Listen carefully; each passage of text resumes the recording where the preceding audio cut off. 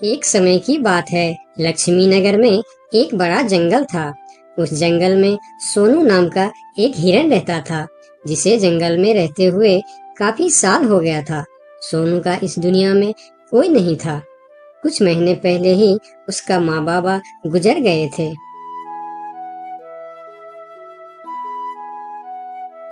इसीलिए इस जंगल में रहते हुए उसे काफी अकेलापन महसूस होता था।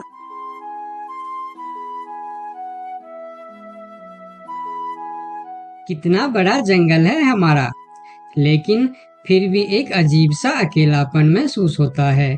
काश मेरा भी कोई दोस्त होता तो कितना अच्छा होता।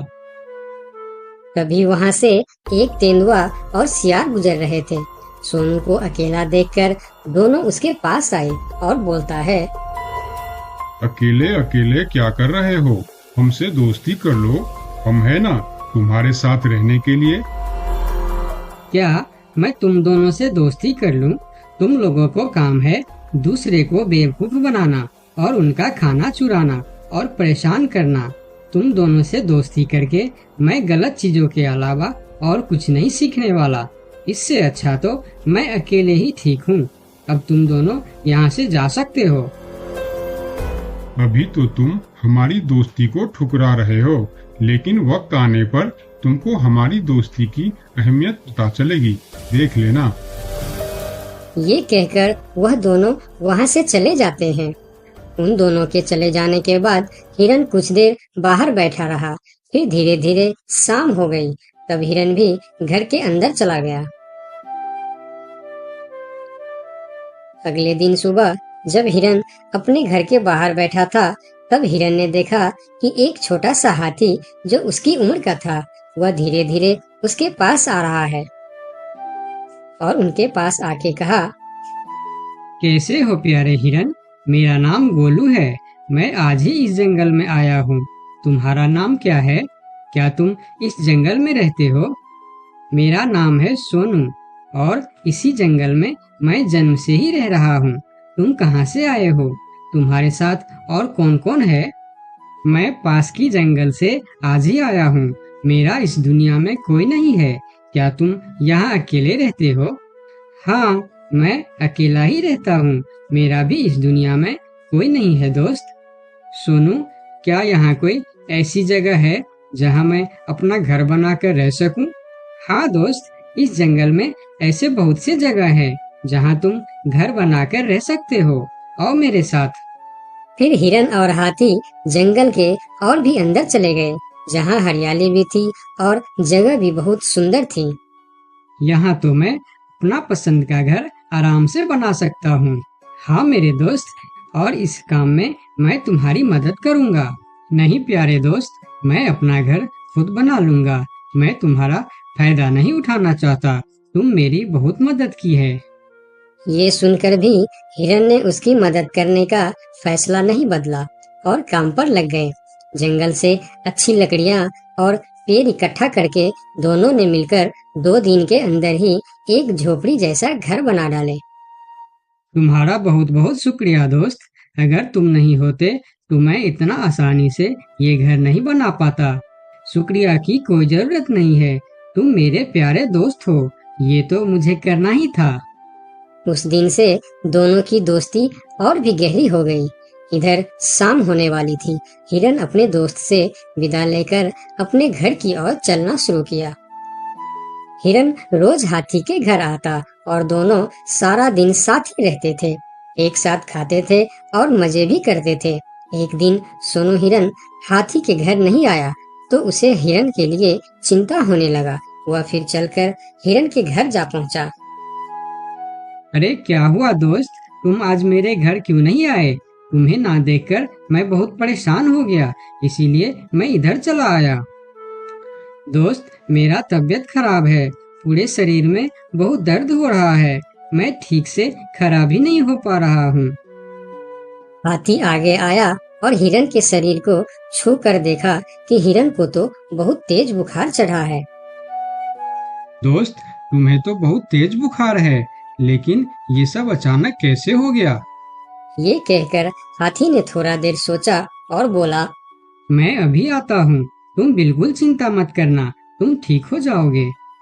इतना कहकर हाथी वहां से चला गया और सोनू हिरन उसका इंतजार करने लगा, लेकिन कई घंटे गुजर जाने के बाद भी हाथी नहीं लौटा।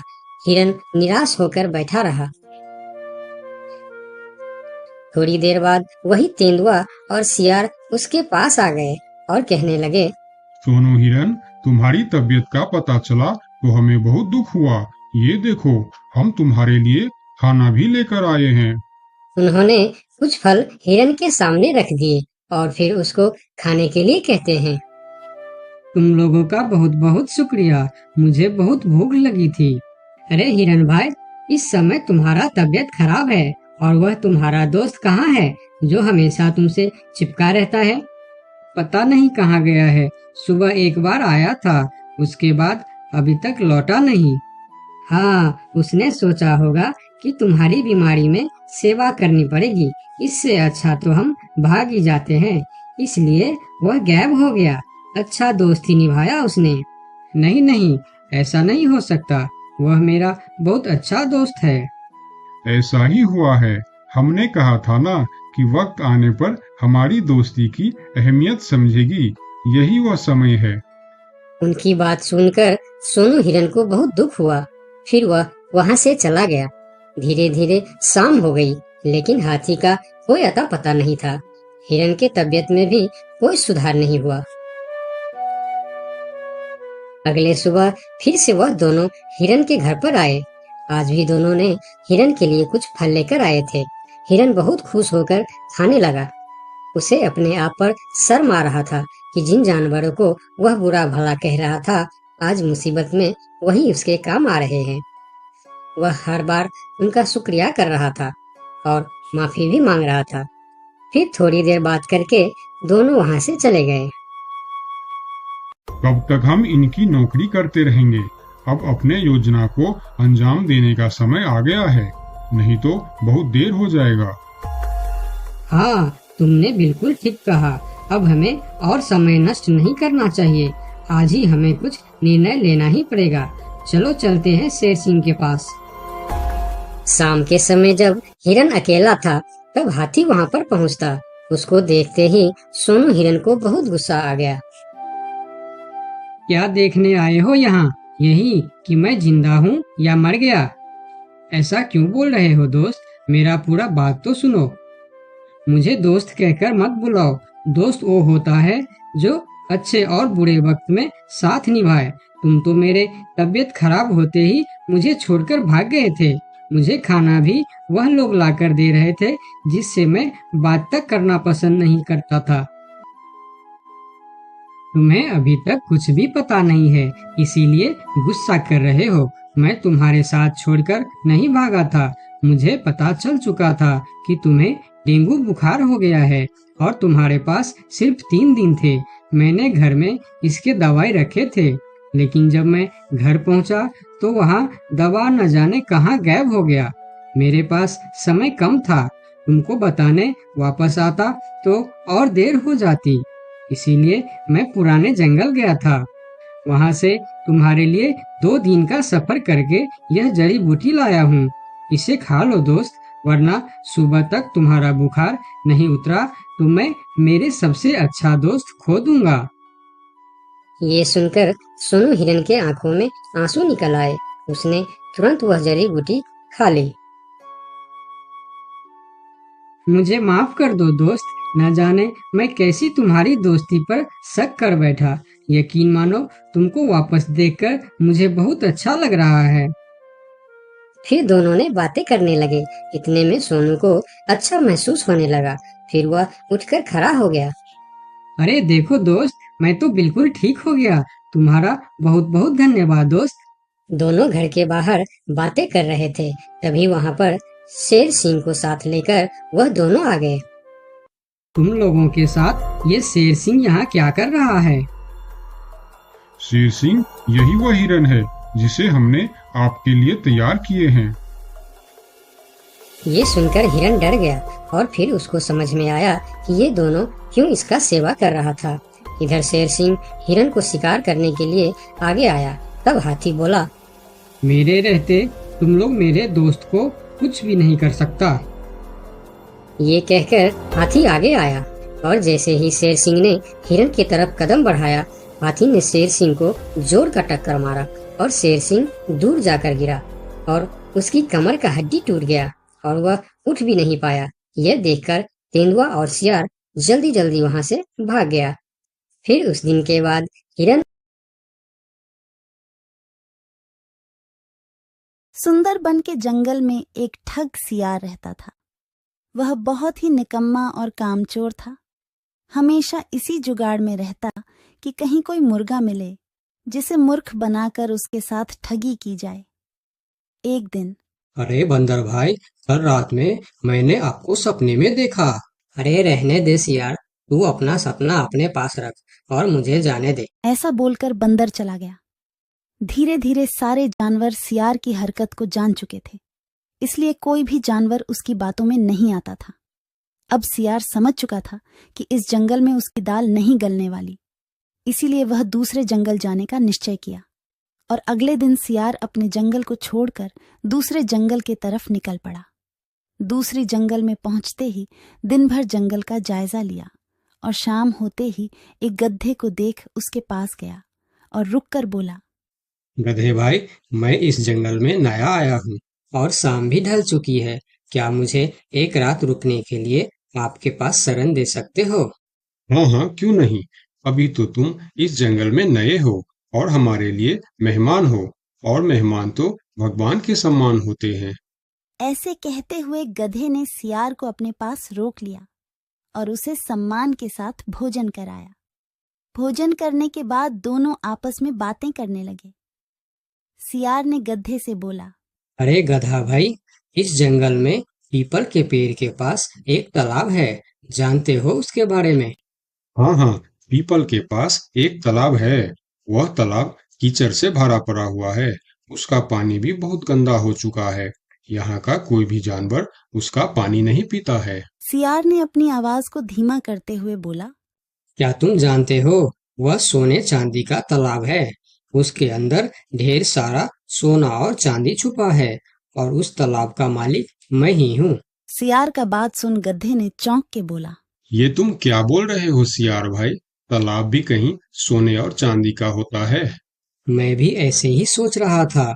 मुझे भी इस तालाब के बारे में कोई जानकारी नहीं था, लेकिन कुछ ही दिन पहले मेरे पिताजी मरने से पहले सारे संपत्ति मेरे नाम की। उसमें यह तालाब भी है और आज मैं अपने संपत्ति देखने के लिए ही यहाँ पर आया हूँ। यकीन नहीं होता तो यह थैली में देख लो, जो मैंने अभी इस तालाब से निकाला है। सोने के गहने निकालकर गधे को दिखाया, जो उसे ठगने के लिए उसने अपने साथ लेकर आया था। गहने को देखकर गधे को सियार के बात पर विश्वास हो गया और बोला, अरे हाँ, ये तो सचमुच सोने चांदी का है। तब तो तुम बड़े ही भाग्यशाली हो, इसलिए तुम्हारे पास ये सोना चांदी का तालाब है। अब सियार मन ही मन खुश हो रहा था। उसे तो इसी बात का इंतजार था। गधा भाई, मुझे इस संपत्ति से कोई भी लालच नहीं है। मेरे पास मेरे जंगल में और बहुत सारे संपत्ति है जो मेरे पिताजी ने मेरे लिए छोड़कर गए हैं। मैं तो यहाँ तालाब बेचने के लिए आया था। सोचता हूँ तुम भले जानवर दिखते हो, क्यों ना तुमको ही यह सब बेच दूं। मुझे, यानी यह सोने का तालाब मेरा हो जाएगा और मैं इस तालाब का मालिक बन जाऊंगा।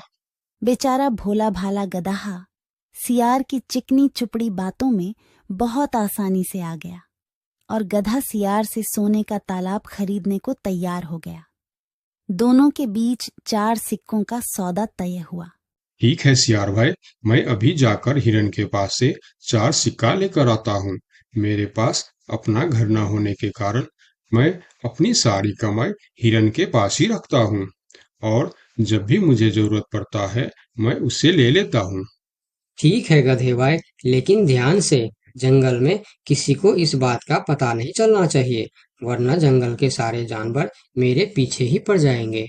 ऐसा बोल सियार गधे को भेज देता है और गधा हिरण के पास जाकर अपना सिक्का मांगता है। गधे भाई, घर में सब ठीक तो है ना? आज आपको अचानक से 4 सिक्कों का क्या जरूरत पड़ गया? अरे वह अपने जंगल में जो तालाब है ना, मैं उसे खरीद रहा हूँ। तालाब खरीद रहे हो? क्या करोगे तुम तालाब खरीद के? तालाब का तो पता नहीं, लेकिन उसमें जितना सोना चांदी है वह सब मेरा हो जाएगा। तालाब में सोना? ये तुम क्या बोल रहे हो भाई? मुझे तो कुछ भी समझ में नहीं आ रहा है। मुझे डर है कि तुम कहीं कोई परेशानी में ना आ जाओ। देखो, तुम मुझसे कुछ भी मत छुपाओ। क्या बात है? साफ साफ बताओ मुझे। हमारे जंगल में एक बहुत ही अमीर सियार आया है। ढेर सारी संपत्ति है उसके पास। और तो और, हमारे जंगल में जो तालाब है ना, जिसे हम लोग गंदा नाली समझकर उसका पानी भी नहीं पीते हैं, उस तालाब में ढेर सारा सोना और चांदी है। उसने तो मुझे उस तालाब से सोने का गहना भी निकाल कर दिखाया है। उसी तालाब को मैं खरीद रहा हूँ। हम दोनों के बीच 4 सिक्कों का सौदा हुआ है। मुझे तो वह सियार मूर्ख ही मालूम पड़ता है, जो इतने सस्ते में सोने का तालाब बेच रहा है। मूर्ख वो नहीं, मूर्ख तुम हो। भला तालाब भी कोई सोने चांदी का होता है? अरे गधा भाई, तालाब से पानी निकलता है, सोना नहीं। मैं भी ऐसे ही सोच रहा था, परंतु उसने मुझे सोने निकाल कर भी दिखाया। गधे भाई, मुझे वह कोई ठग मालूम पड़ रहा है, जो तुम्हारे आंखों में धूल झोंक कर तुम्हें झांसा दे रहा है। मैं एक तरकीब बताता हूँ, जिसे दूध का दूध और पानी का पानी हो जाएगा। कौन सा तरकीब हिरन भाई? तुम ऐसा करो, उस सियार से बोलो कि मेरा हिरन भाई ने कहा है कि लिखा पढ़ी होगा तभी मैं उसे 4 सिक्का दूंगा, और अगर बिना लिखा पढ़ी से ही काम हो जाता है तो मैं सिर्फ एक ही सिक्का दूंगा। अगर वह तालाब सच में सोने की है तो वह लिखा पढ़ी जरूर करेगा, नहीं तो वह एक सिक्के में ही मान जाएगा। हिरण की बात सुनकर गधा हाँ में सिर हिलाया और सिक्का लेकर सियार के पास पहुंचता। सियार भी गधे के आने के इंतजार में उतावला हो रहा था। गधा पहुंचते ही सियार से बोला, सियार भाई, मेरा हिरन भाई ने कहा है, यदि आप लिखा पढ़ी के लिए तैयार हो तो मैं आपको 4 सिक्का दूंगा, वरना बिना लिखा पढ़ी के आप एक सिक्का ले लो और मुझे यह तालाब दे दो। सियार ठग किसी तरह से जल्दी करके सिक्का लेकर वहां से जाना चाहता था। वह बोला, अरे गधे भाई, तुम बड़े अच्छे और भले मालूम पड़ रहे हो। तुमसे क्या लिखा पढ़ी कराना। चलो, तुम एक ही सिक्का दे दो। अब गधे